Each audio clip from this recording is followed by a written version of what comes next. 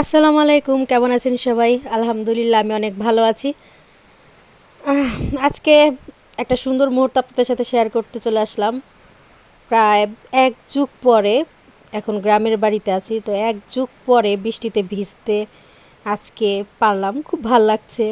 কারণ এরকম আসলে সুযোগ সব সময় হয়ে ওঠে না, আর দেখা যায় কি সব কিছু মিলিয়ে হয়ে ওঠে না। তো আজকে ভাবলাম যে এত কিছু ভেবে আসলে লাভ নেই, ঠান্ডার সমস্যা, জ্বর সব কিছু থাকবে লাইফে, এর মধ্যে একটু বৃষ্টিতে ভিজি, কারণ বৃষ্টিতে ভিজতে খুব ভালো লাগছিল।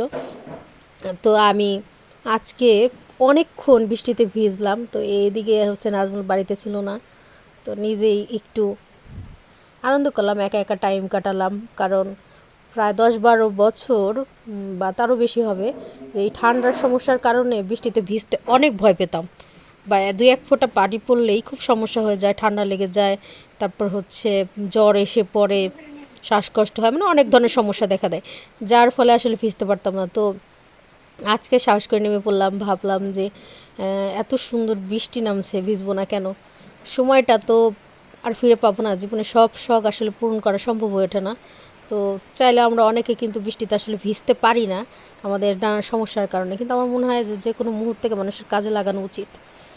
মানুষের মুহূর্তটা যখন জীবন থেকে চলে যায় তখন কিন্তু সেই মুহূর্তটা আর পাওয়া যায় না।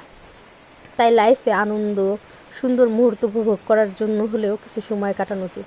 আর বৃষ্টিতে ভিজতে এত ভালো লাগছিল, তো বাড়িতে যদি আরও মানুষ থাকতো খুব আরও বেশি ভালো লাগতো, যদি একা ছিলাম এর জন্য।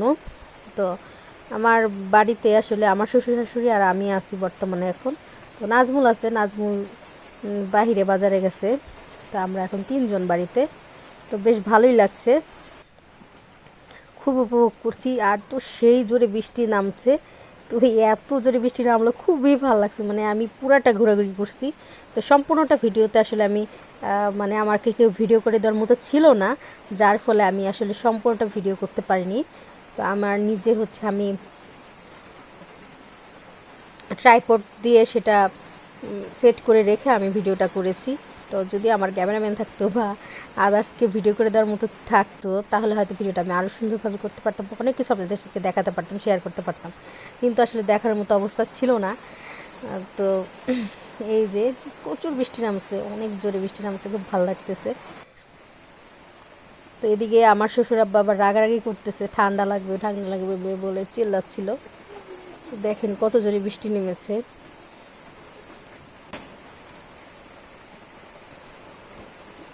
আমি এখানে একটা বোল রেখে রেখে দিয়েছি, বোলটার ভেতরে পানি ভরার জন্য আর কি, পানি ফিল আপ করার জন্য এই বোলটা রেখে দিয়েছি।